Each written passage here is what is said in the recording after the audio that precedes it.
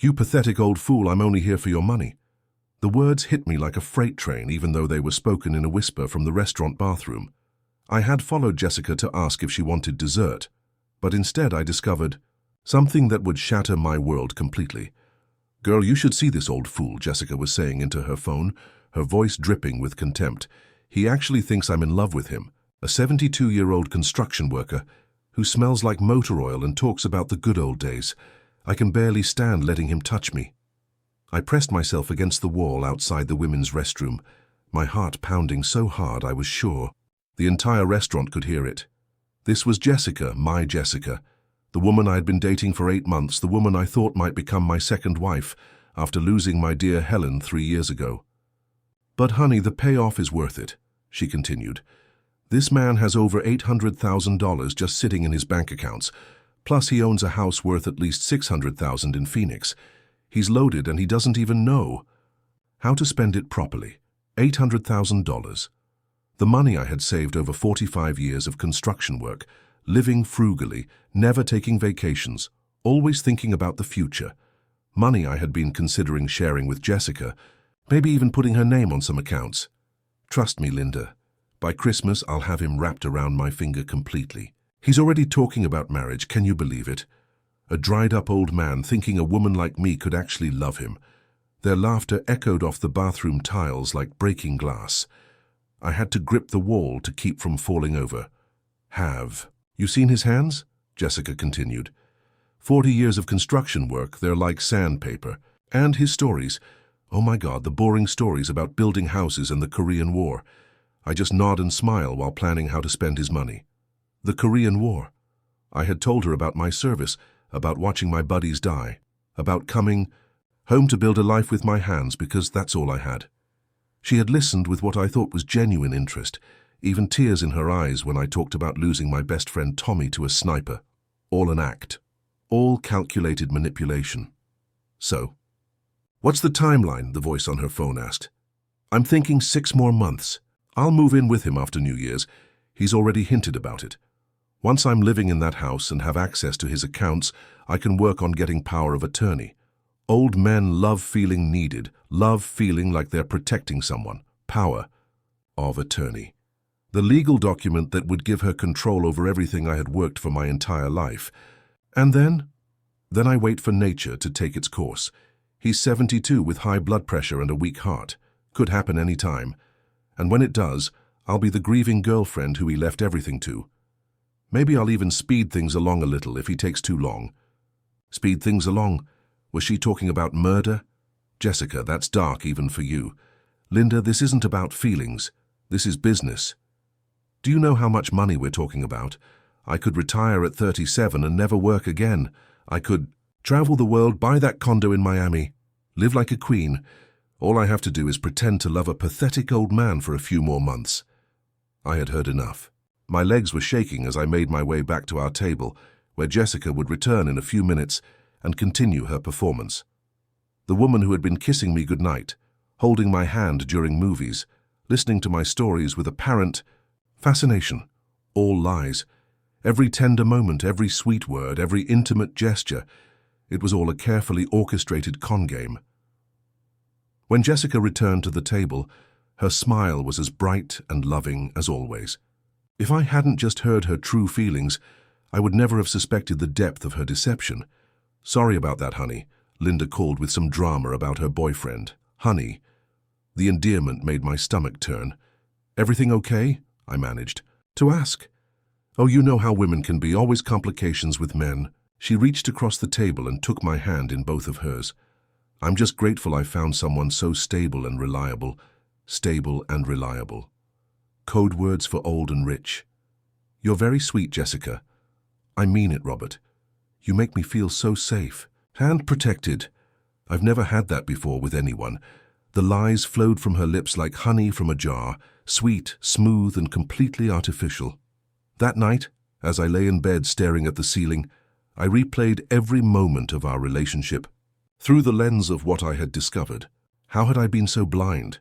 The signs had been there from the beginning. Jessica Miller, 35 years old, worked as a freelance marketing consultant, which I now realized probably meant unemployed. She had approached me at the coffee shop near my house, accidentally spilling her drink on my newspaper. "Oh my gosh, I'm so clumsy. Let me buy you another coffee." She had been charming, apologetic, interested in my stories. When I mentioned I was recently widowed, her eyes had lit up with what I thought was sympathy. Now I understood it was opportunity. Our first date had been coffee again.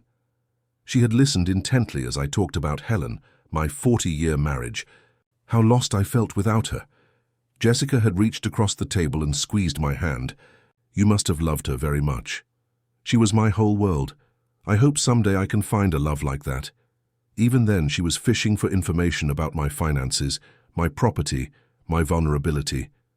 When I mentioned the house Helen and I had bought in 1985, she had asked innocent questions about the neighborhood, the property values, how I managed such a big place alone. Market research disguised as romantic interest. Our relationship had progressed at exactly the pace she wanted. Dinner dates where I always paid. Shopping trips where I bought her clothes, because she looked so beautiful in them. Weekend getaways to expensive hotels where I covered every expense. I had thought I was courting her. In reality, she was training me to spend money on her while evaluating the full scope of my assets. 3 months in, she had started staying overnight at my house. "It feels so much more like home than my little apartment," she had said, curled up against my chest. "You make me feel like I belong somewhere." More lies.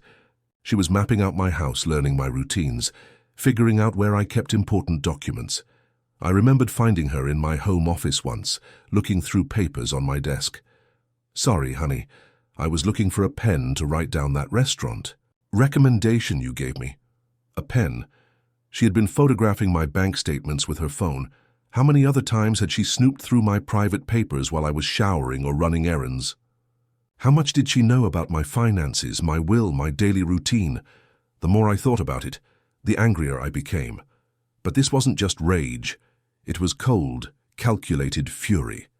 The kind that builds bridges and runs companies, the kind that wins. Wars. Jessica thought she was playing a game with a lonely old fool. She had no idea what she had awakened. I had survived 3 years of Korean combat, 45 years of construction work, and 3 years of grieving my wife. Some gold-digging 35-year-old wasn't going to be my downfall. By Tuesday morning, I had a plan. First, I needed to understand exactly how deep her deception went. How much did she know about my finances? What was her timeline? Did she have accomplices? Was this her first time running this kind of con? I decided to test her. "Jessica, sweetheart, I've been thinking about our future together." We were having breakfast at my kitchen table, the same table where Helen and I had shared thousands of meals over the decades. Jessica was wearing one of the silk blouses I had bought her last week, looking beautiful and attentive. "I've been thinking about our future too, Robert. I want you to know that you mean everything to me. After Helen died, I thought I'd never feel this way about anyone again." Her eyes softened with practiced emotion. "You mean everything to me too. That's why I want to make sure you're taken care of. I've been thinking about updating my will." I watched her face carefully. For just a split second, I saw something flicker in her eyes.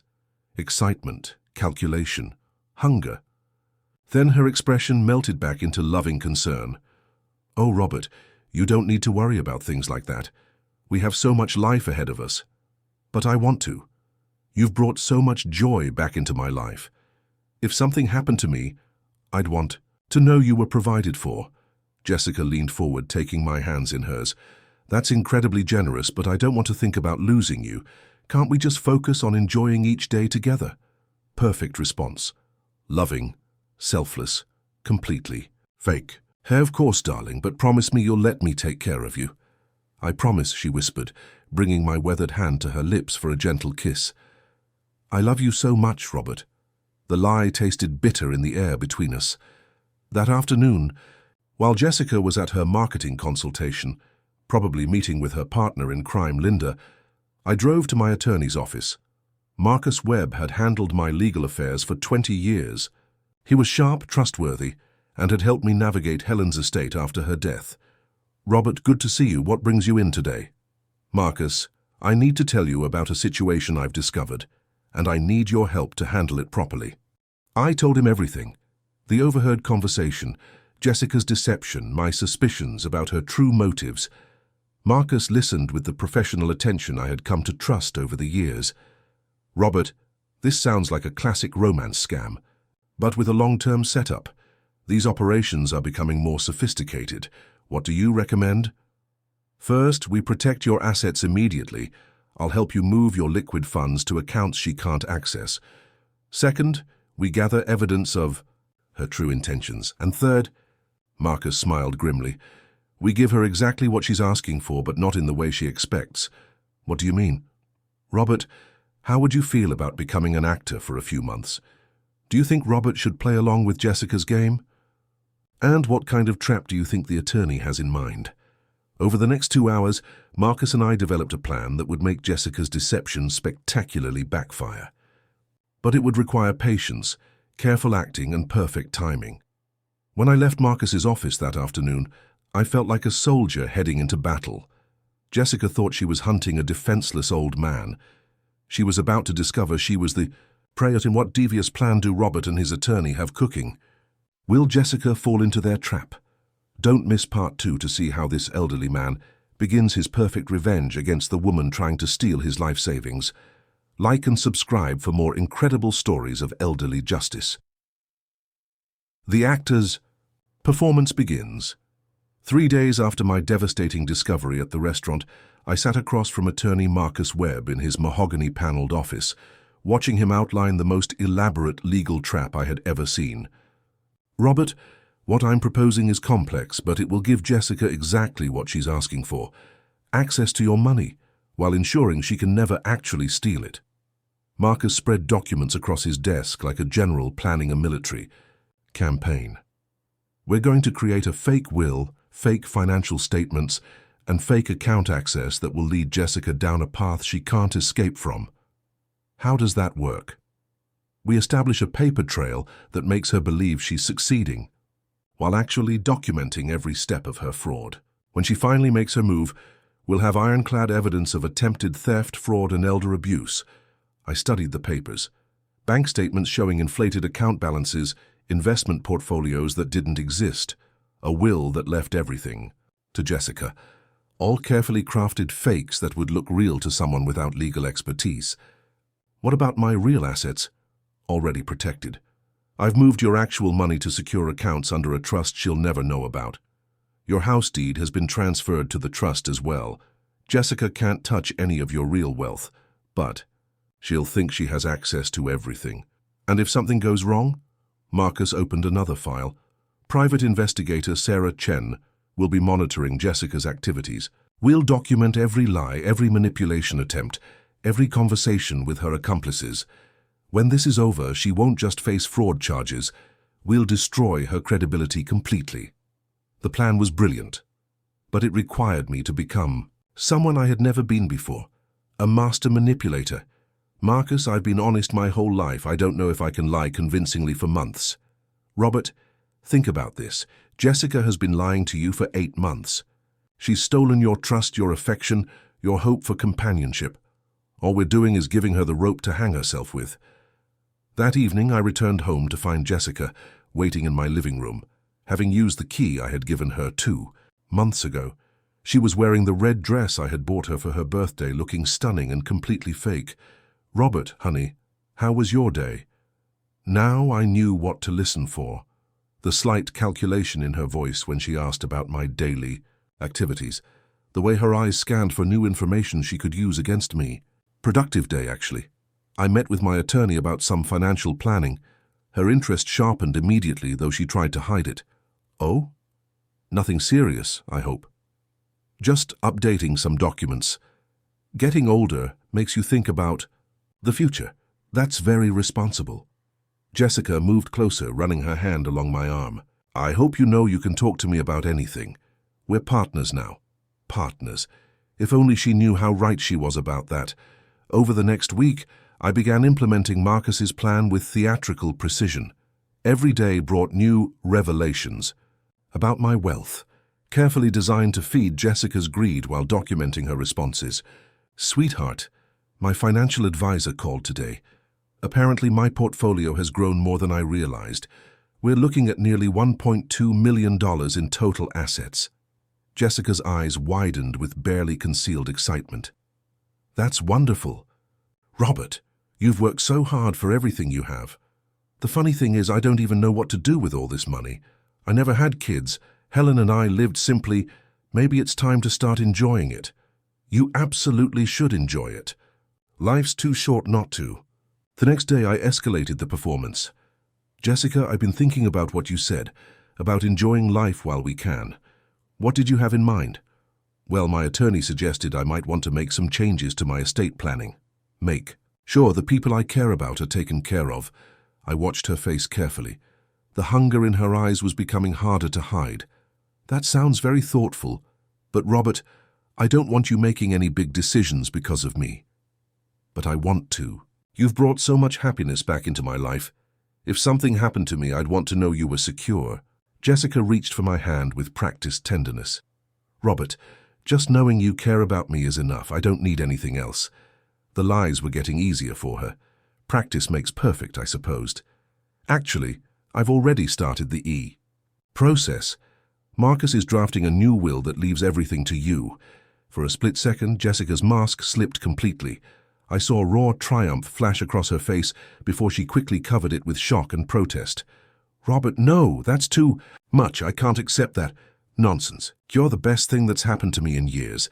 Who else would I leave it to? But we've only been together 8 months. People will think I fell in love with a wonderful woman who made my golden years actually golden. Jessica buried her face in my shoulder, and I could feel her body shaking. Whether from excitement or the effort of maintaining her performance, I couldn't tell. I love you so much, she whispered against my neck. I love you too, darling.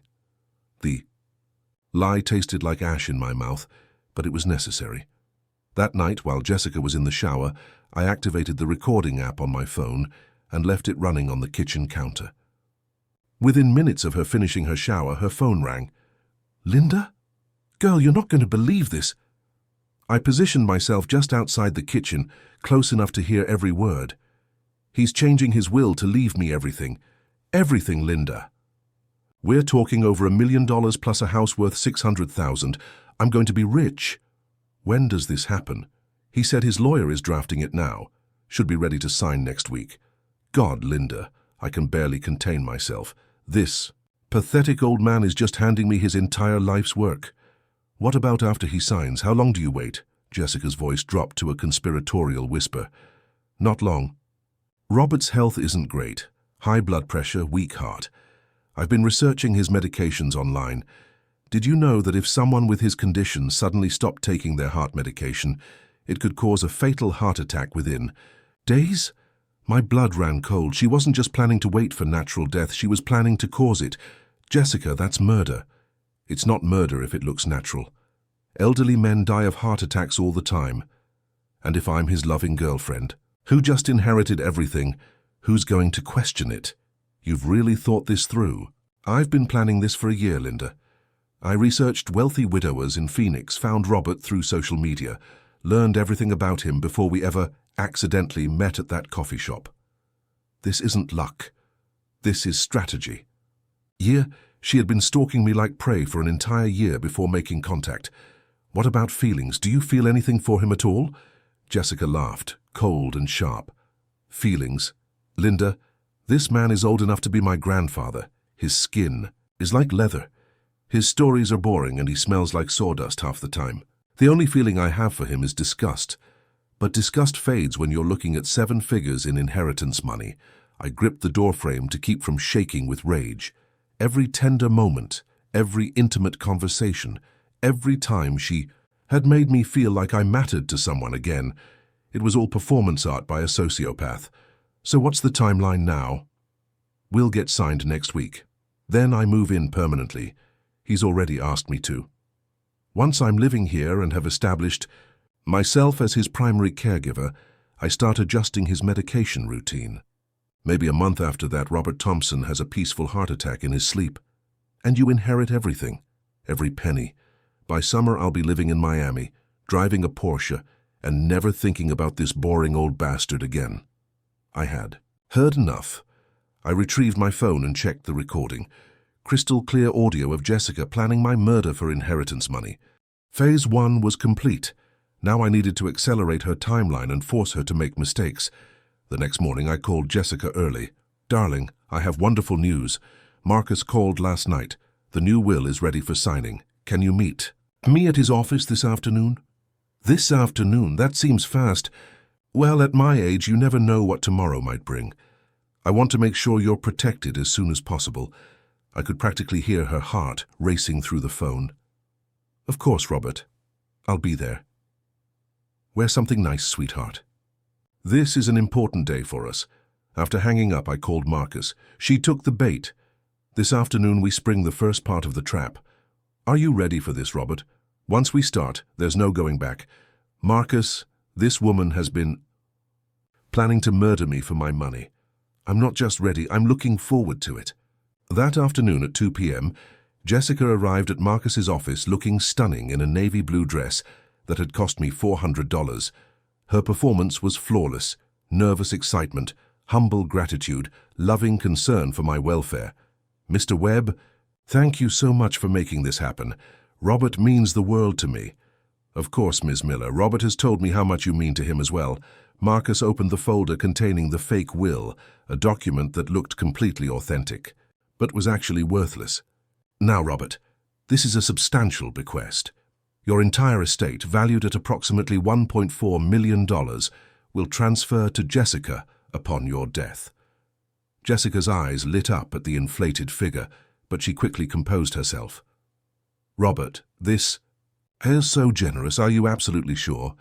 "I've never been more sure of anything in my life."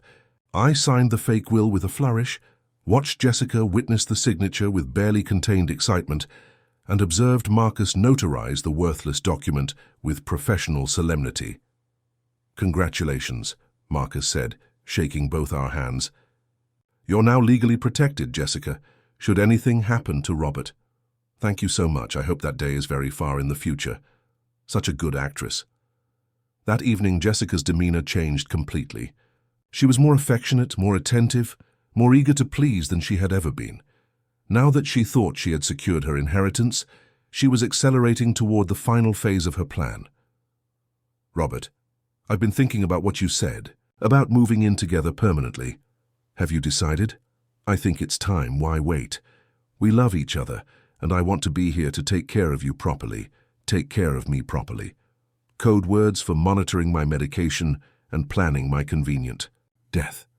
That would make me happier than you can imagine, darling. I can give my landlord notice tomorrow and be moved in by weekend. Weekend? She wasn't wasting any time. Perfect. I'll clear out Helen's closet for your things. Jessica's smile was radiant. Genuine for the first time since I'd known her, because she was genuinely excited about murdering me. But what Jessica didn't know was that Marcus had just activated Phase 2 of our plan. Private investigator Sarah Chen was already monitoring Jessica's activities, recording her conversations, tracking her movements, and tomorrow morning, Jessica would make the biggest mistake of her criminal career. She was about to discover that some old men are much more dangerous than they appear. Do you think Jessica will get suspicious when she moves in? And what surprise does Robert have waiting for her? The trap is getting deeper. In Part 3, Jessica moves in permanently and begins her murder plan, but Robert has some shocking surprises waiting for her. Subscribe to see how this calculated revenge unfolds. Moving in for the kill. Saturday morning arrived with Jessica at my doorstep, accompanied by 2 moving trucks and a smile that would have fooled anyone who didn't know her true nature. She was moving in for what she believed would be the final phase of her con and the beginning of my murder. "Good morning, sweetheart," she said, kissing my cheek with lips that felt like ice despite their warmth. "I can't believe we're finally going to be living together."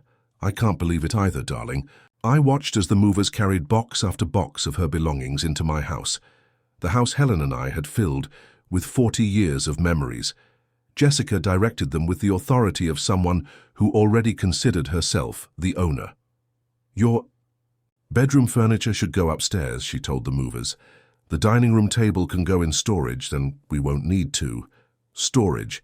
She was already redecorating my home before I was even dead. Jessica, you're taking charge so efficiently.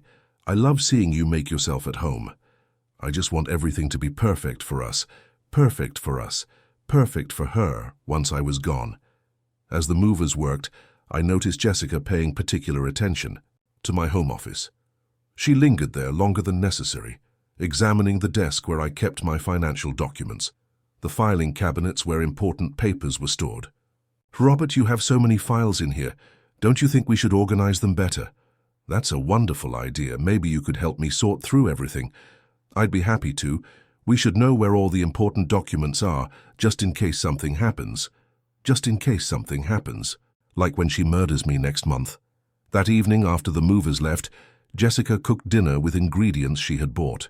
Expensive steaks, wine that cost more than most people spent on groceries in a week. She was celebrating, though. She tried to hide it as romantic gesture. This is our first official dinner as housemates, she said, raising her wine glass. To new beginnings. To new beginnings. As we clinked glasses, I wondered if she was already calculating how many more dinners she'd have to endure before she could kill me. After dinner, Jessica excused herself to make a phone call in the guest bathroom, now her bathroom. I had anticipated this and placed one of private investigator Sarah Chen's micro-recording devices there earlier in the day. 20 minutes later, Jessica emerged looking flushed and excited. "Everything okay?" I asked. "Oh, just catching up with Linda. She wanted to know how the move went. I'm sure she did." That night, lying in bed alone while Jessica settled in downstairs, I received a text from Sarah Chen. Audio clear. She told, "Linda timeline moved up. Planning to start medication interference within 2 weeks. Also mentioned researching your daily routine for best opportunity. 2 weeks." She wasn't wasting time now that she had access to the house and my daily schedule, the hour. Next morning, Jessica had breakfast ready when I woke up. Another first in our relationship. "I thought I'd start taking better care of you," she said, placing perfectly prepared eggs Benedict in front of me. Part of being a good partner. Taking better care of me, including monitoring what I ate when I took my medications and establishing routines she could later disrupt. "This is delicious, sweetheart. You're spoiling me." "You deserve to be spoiled." Over the next few days, Jessica's behavior pattern became clear. She was mapping out my entire daily routine with military precision. When I took my medications, where I kept them, what my typical schedule looked like, who visited the house when I was usually alone. She had also begun subtly isolating me from my normal activities. "Robert, do you really need to go to the hardware store today? I could pick up whatever you need. Are you sure you want to have coffee with Tom next door? He seems to ask a lot of personal questions. Maybe we should have a quiet week at home, just the two of us." Jessica was systematically cutting me off from witnesses and outside contact. Classic predator behavior, but I wasn't the helpless prey she thought I was. On Wednesday, Marcus called with an update that made my blood boil. "Robert, Sarah Chen has uncovered some disturbing information. Jessica Miller isn't her real name." "What?" "Her real name is Jennifer Walsh. She has a criminal record in 3 states, fraud, identity theft, and elder abuse. She's done this before." "Robert." "Multiple times." I sat down heavily in my recliner. "How many victims?" "At least 4 that we can verify. Elderly men, all widowed, all with substantial assets.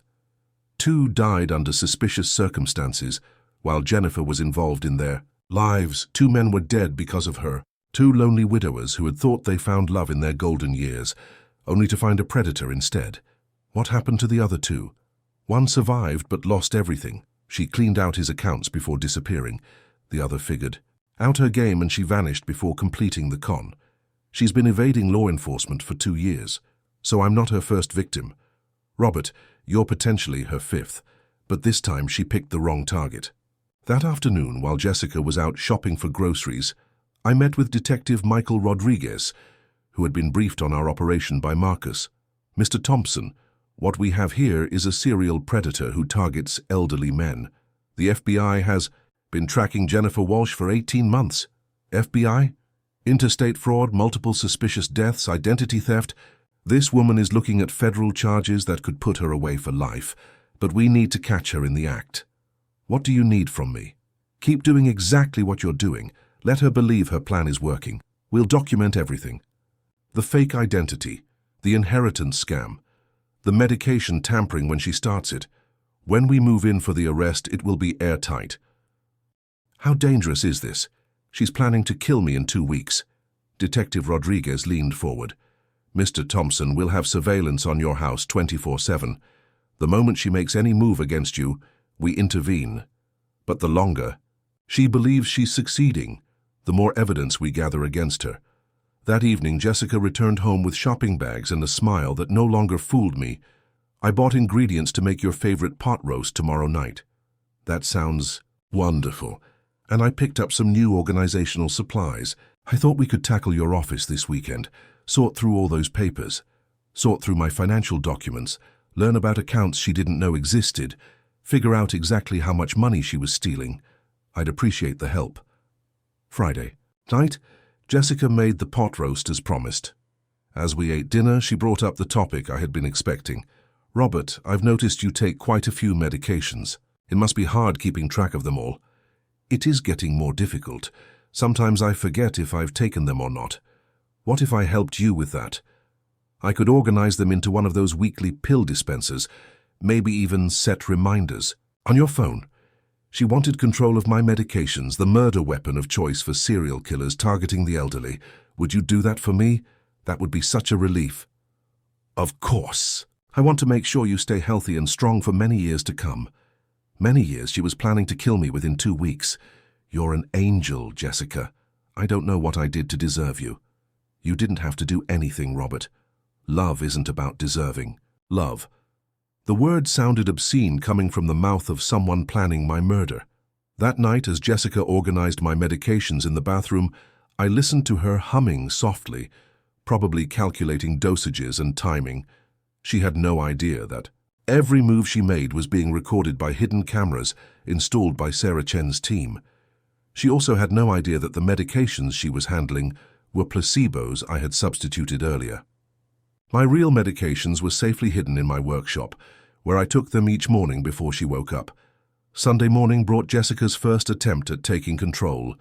Good morning, honey. I've got your medications all organized now. She held up a plastic pill dispenser with compartments for each day of the week. I've arranged them by morning, afternoon, and evening doses. How thoughtful of you. I pretended to examine the dispenser while actually noting which medications she had included and which she had excluded. She had removed my heart medication from the evening dose and reduced my blood pressure medication by half. Amateur mistakes that would have killed a truly dependent elderly man within days. This is so much easier than trying to remember everything myself. That's the idea. I'll refill it every Sunday so you don't have to worry about anything. She would refill it every Sunday with progressively more dangerous dosages until my heart finally gave out. Jessica, you're taking such good care of me. I feel so lucky. We take care of each other, Robert. That's what love is. As I swallowed the fake medications she had prepared, Jessica watched intently, probably noting my reactions for future reference. What she didn't know was that I had already taken my real medications an hour earlier. How do you feel? She asked. Oh, little tired actually. Is that normal? Very normal. Your body is just adjusting to the new routine. Code words for slow poisoning. That afternoon, while Jessica unpacked her belongings, she made another call to Linda. This time I was ready with my own recording device hidden in my shirt pocket. Linda, everything's going perfectly. I'm moved. I have control of his medications, and he trusts me completely. When do you start the real plan? This week. I'll gradually reduce his heart medication over 7 days. By next weekend, his heart should be under so much stress that a simple shock could trigger a fatal attack. What kind of shock? I'll tell him I'm leaving him. Elderly men with weak hearts often die from emotional trauma combined with medication stress. It'll look like a broken heart killed him, literally. Emotional trauma. She was going to break my heart and then watch it stop beating. You're sure this will work? It's worked twice before, Linda. The beauty is that no one suspects the loving girlfriend who tried so hard to save him. Twice before. 2 other elderly men had died this way, believing until their last breath that they were loved, but not me. Tomorrow, Jessica would begin what she thought was the final week of my life. Instead, it would be the beginning of her destruction. What do you think Robert's next move should be? And how do you think the FBI will catch Jessica in the act? The murder plan is about to begin.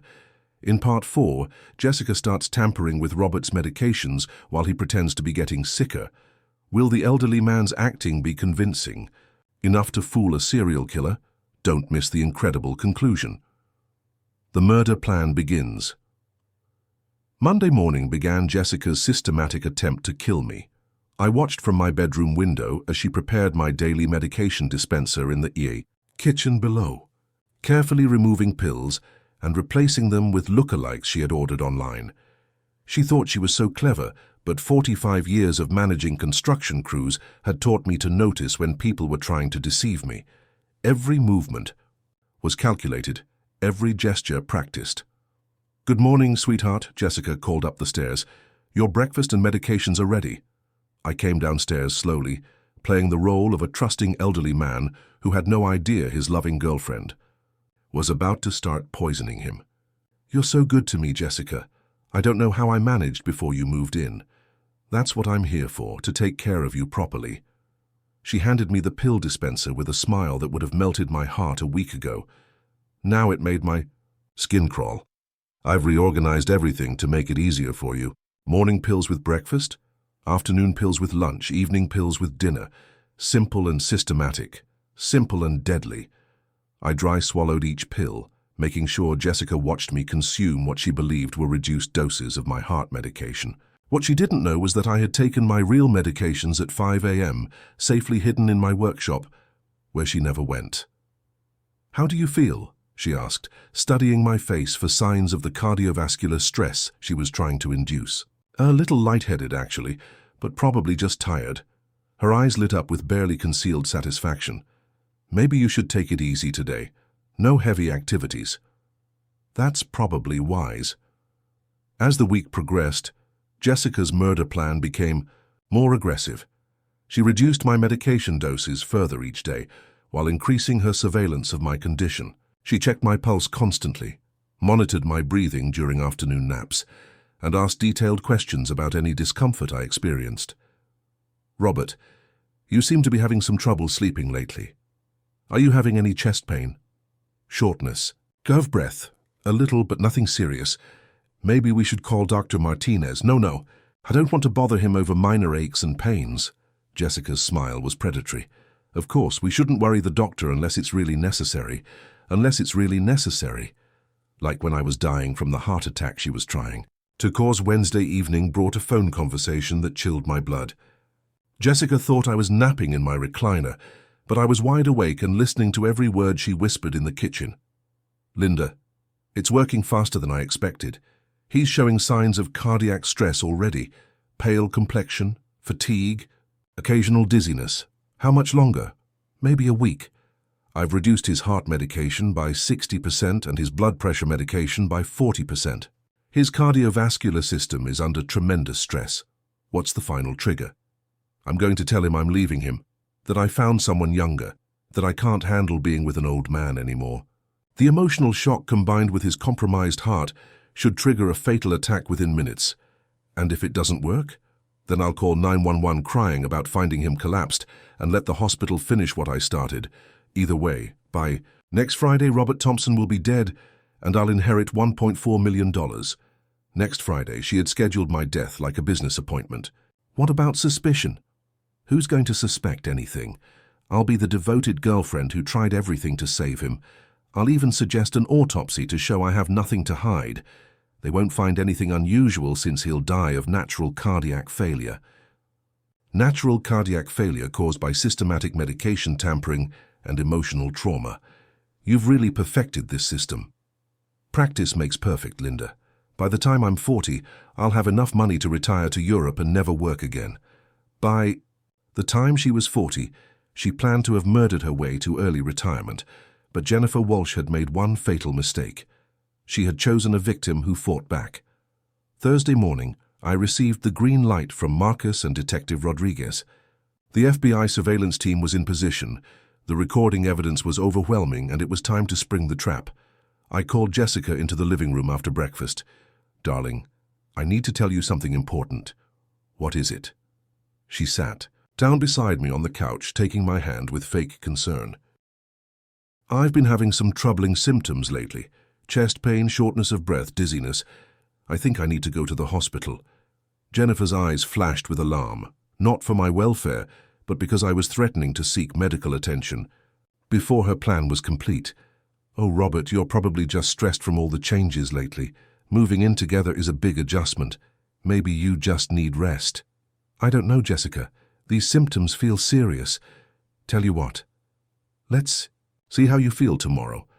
If you're not better, I'll drive you to the doctor myself tomorrow." She needed one more day to ensure my heart was weak enough that emotional trauma would finish the job. "That sounds reasonable. You always know what's best. I just want to take care of you." Friday morning arrived with ominous gray clouds that matched my mood. Today, Jennifer Walsh would attempt to complete her murder plan, and today I would destroy her completely. Jessica prepared my morning medications with extra attention, probably giving me the most dangerous dose reduction yet. She was planning to trigger my heart attack this afternoon and wanted to ensure my cardiovascular system was as compromised as possible. "Here you go, sweetheart. Take these with your orange juice." I swallowed the fake pills while secretly taking satisfaction in knowing that FBI agents were photographing her every move from surveillance positions around my house. "Jessica, I want to talk to you about something important this afternoon." "What about?" "Our future together. I have some things I need to say." She leaned forward with apparent interest, but I could see the calculation in her eyes. This was it. The moment she had been building toward for 8 months. "That sounds serious." "It is serious, very serious. Should I be worried?" I took her hand in mine, feeling how cold her fingers were despite the warm morning. "We'll talk after lunch. There are some things you need to know about how I feel." The trap was set. Jennifer thought I was about to profess my deepening love and perhaps propose marriage. Instead, I was about to deliver the performance of her life, literally. At 2 p.m., I sat Jennifer down in the living room and began the act that would either save my life or end it. "Jessica, these past 8 months have been wonderful, but I need to be honest with you about something." Her face showed perfect concern mixed with curiosity. "What is it, Robert?" "I've been thinking about our age difference, about whether this relationship is really fair to you." I could see her internal panic. This wasn't the script she had planned for. "Robert, age is just a number. I love you for who you are." "But Jessica, I'm 72 years old. You're 35. You should be with someone who can give you children. Travel the world with you, grow old alongside you instead of watching you grow old." "Robert, stop. You're talking nonsense." "I've made a decision." I stood up, looking directly into her eyes. "I think we should end this relationship. I think you should find someone more appropriate for your age and your future." Jennifer's face went through a remarkable transformation. Shock, disbelief, panic, and finally barely controlled rage. You're breaking up with me. I'm setting you free to find real love with someone who can give you what you deserve." This was the moment. If Jennifer was really the cold-blooded killer the FBI believed she was, my apparent rejection would trigger her backup plan, the emotional shock that was supposed to kill me. "Robert, no. You can't do this. I love you. We're supposed to be together." Her voice rose to near hysteria. She grabbed my arm, her fingernails digging into my skin. "I've given you everything. I moved in here. I take care of you. I love you." "Jessica, please calm down." "Calm down?" She was screaming now. "You pathetic old bastard. Do you have any idea what I've sacrificed for you?" And there it was, the mask finally slipping. "Jessica, please, and 8 months. 8 months of pretending to care about your boring stories, your disgusting old man hands, your pathetic need for attention." The words poured out of her like poison from a broken bottle. All the rage and contempt she had been hiding for 8 months erupted in a spectacular display. I could have been with men my own age. I could have had a real life instead of babysitting. Some dried-up construction worker, At that moment, the front door burst open. FBI, nobody move. 6 federal agents flooded into my living room, weapons drawn, surrounding Jennifer Walsh as she stood over me screaming about my worthlessness. Jennifer Walsh, you're under arrest for fraud, attempted murder, and violation of federal interstate commerce laws. Jennifer's face went white as paper. What? How do you... Robert? I stood up from the couch, no longer playing the role of a frail, elderly man. Hello, Jennifer. Or should I say, serial killer? Special Agent Sarah Martinez, FBI. A woman in a dark suit stepped forward. Jennifer Walsh, you are under arrest for the murders of William Henderson in Florida and Arthur Davidson in Nevada, as well as fraud charges in multiple states. Jennifer stared at me with pure hatred. You knew the whole time. Not the whole time. Just since last Friday. But I knew enough to set a trap that a professional con artist apparently couldn't resist walking into. As the agents cuffed her, Jennifer's composure finally shattered completely. This isn't over. You... Hold, bastard. I'll get out and I'll finish what I started. Actually, Jennifer, this is very much over. You're looking at federal murder charges, multiple counts of fraud and attempted murder. You'll never see the outside of a prison again. Detective Rodriguez approached me as they led Jennifer toward the door. Mr. Thompson, are you all right? Any actual health issues from the medication tampering? None at all. I've been taking my real medications the entire time.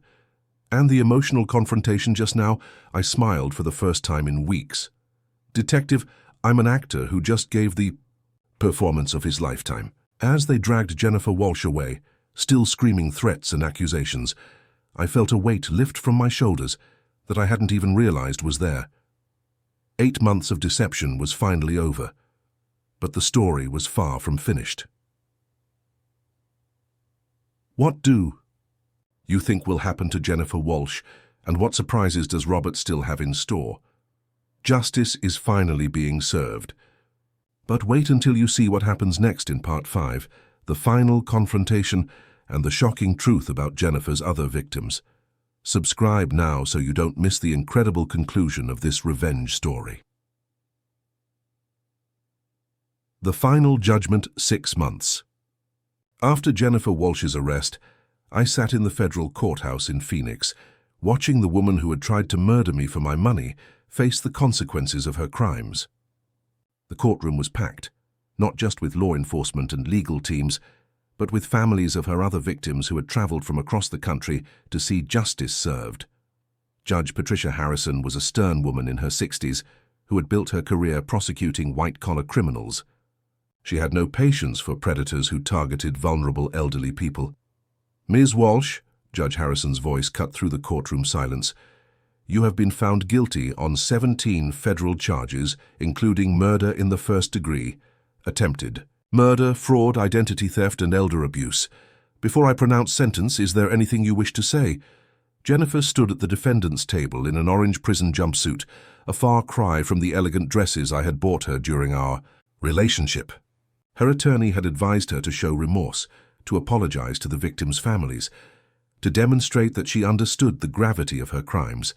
Instead, she turned and stared directly at me with the same cold hatred I had seen in my living room the day she was arrested. Your Honor, I regret nothing. These old men were pathetic, lonely, and desperate. I gave them 8 months of companionship they never would have had otherwise. If they were too stupid to protect their money, that's not my fault. Gasps echoed through the courtroom. Even her own attorney looked shocked at her complete lack of remorse. I see, Judge Harrison said, making notes on her legal pad. And what about William Henderson, the 74-year-old man you killed in Tampa? What companionship did you provide him while you stopped his heart medication? He was going to die anyway. Cancer. I just accelerated the timeline. And Arthur Davidson in Las Vegas, the 80-year-old man who died of a heart attack after you told him you were leaving him for a younger man. Heart disease runs in families. It was inevitable. Judge A. Harrison set down her pen and stared at Jennifer with undisguised disgust. Ms. Walsh, in 30 years on this bench, I have rarely encountered such complete lack of human empathy. Jennifer shrugged. Empathy doesn't pay the bills, Your Honor. The judge turned to the victims' families seated in the gallery. Mr. Thompson, would you like to make a victim impact statement? I stood up slowly, feeling the weight of 72 years, but also the strength that came from surviving Jennifer's murder attempt. Your Honor, 8 months ago, I was a lonely widower who thought I had found love again. Jennifer Walsh didn't just try to steal my money. She stole my trust in human kindness, my hope for companionship, my belief that people could care about me for who I am rather than what I have. I looked directly at Jennifer, but what she didn't steal was my will to fight back. She thought I was a helpless old man. She was wrong. Mr. Henderson's daughter, Mrs. Patricia Williams, also wished to speak. A woman in her 50s approached the podium with tears in her eyes. Your Honor, my father was a proud man who never asked anyone for help. After my mother died, he was so lonely. When he told us about meeting Jennifer, we were happy he had found companionship. Her voice broke. We didn't know she was killing him. We thought his heart condition was just getting worse. We trusted her when she said the doctors had done everything they could. We thanked her for being with him at the end.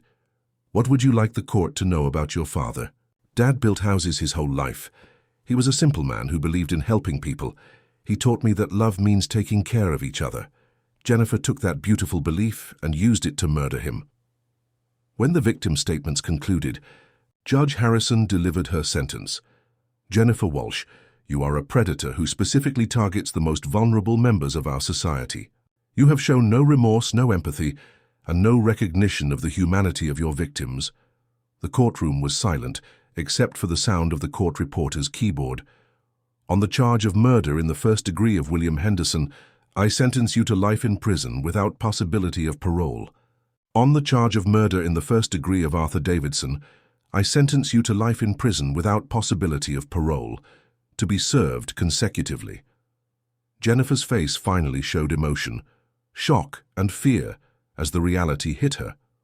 On the charges of attempted murder of Robert Thompson, fraud, identity theft, and elder abuse, I sentence you to an additional 50 years in federal prison, also to be served consecutively.